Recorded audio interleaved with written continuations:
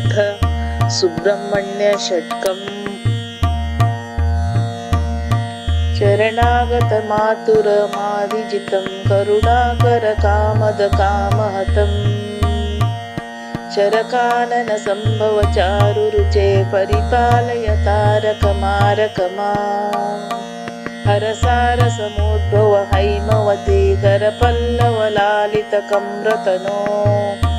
मुरवैरिविरिञ्च मुदम्बुनिधे परिपालय तारकमारकमा शरदिन्दुसमानषडाननया सरसीरुहचारुविलोचनया निरुपाधिकया निजबालतया परिपालय तारकमारकमा गिरिजासुतसायकभिन्नगिरे सुरसिन्धुतनूजसुवर्णरुचे शिखितोकशिखावलवाहनहे परिपालय तारकमारकमा जय विप्रजनप्रिय वीर नमो जय भक्तजनप्रिय भद्र नमो जय शाख विशाख कुमार नमः परिपालय तारकमारकमा परितो भव मे पुरतो भव मे पथि मे भगवन् भव रक्ष गतिम्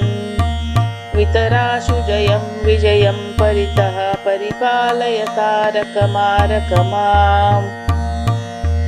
इति कुक्कुटकेतुमनुस्मरतं पठतामपि षण्मुखषट्कमिदं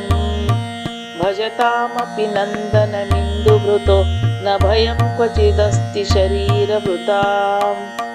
गाङ्गेयं वह्निगर्भं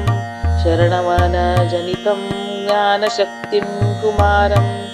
ब्रह्मण्यं स्कन्ददेवं गुहमचलभिदं रुद्रतेजस्वरूपं